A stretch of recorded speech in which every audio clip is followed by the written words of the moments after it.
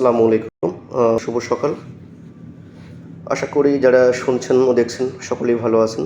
আলহামদুলিল্লাহ আমিও ভালো আছি। তো আজ কথা বলব হচ্ছে যারা অফিসে লেট করেন বা দেরি করে আসেন তাদের উদ্দেশ্য করে। তো আমরা দেখতে পাই আমাদের অনেক সহকর্মী তারা সিনিয়র হতে পারেন বা জুনিয়র হতে পারেন। অনেকেই অফিসে লেট করে আসেন। তো অফিসে লেট করে আসলে আসলে এক কর্মী হিসেবে আপনি কী ক্ষতির সম্মুখীন হতে পারেন? নাম্বার 1, আপনার হচ্ছে প্রোডাক্টিভিটি কমে যাবে। আপনি যখন অফিসে লেট করে আসবেন, লেট করা মানে হচ্ছে আপনি অফিসে আপনার যে নির্ধারিত সময় তার থেকে কিছু সময় পরে প্রবেশ করেছেন। কিছু সময় পরে প্রবেশ করা মানে হচ্ছে আপনি আপনার কর্মময় সময় থেকে কিছু সময় ইতিমধ্যে লস করেছেন।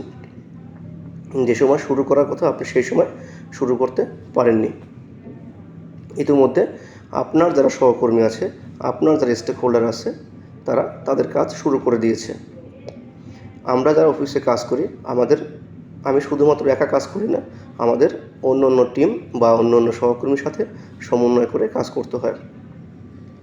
এই কাজ করতে গেলে দেখা যায় কোনো একটি প্রজেক্ট বা কোনো একটি কাজের আমার সহকর্মী আমার থেকে এগিয়ে থাকে এবং আমার হচ্ছে তার থেকে পরে শুরু করতে হয়।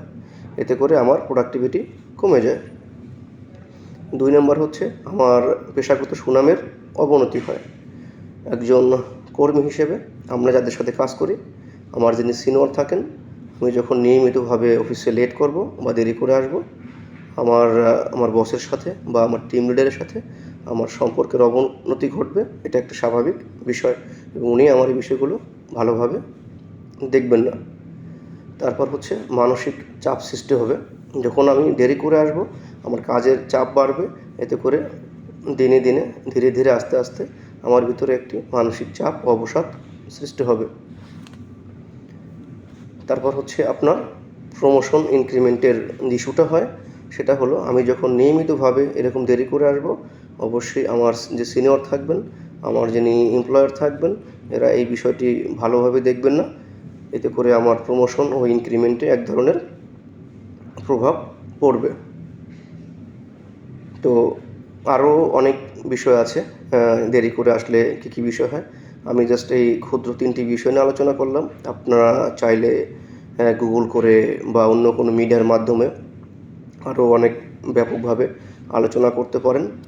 তো আমি সবাইকে অনুরোধ করব, যারা হচ্ছে আমরা বিভিন্ন সরকারি, বেসরকারি প্রতিষ্ঠানে জব করি, আমরা অবশ্যই সঠিক টাইমের ভিতরে অফিসে আসার চেষ্টা করব। এতে করে আমাদের কর্মদক্ষতা বলেন বা আমাদের প্রোডাক্টিভিটি, সহকর্মীর সাথে সম্পর্ক উন্নয়ন, সিনিয়রের সাথে সম্পর্ক উন্নয়ন সবগুলো ভালো থাকবে।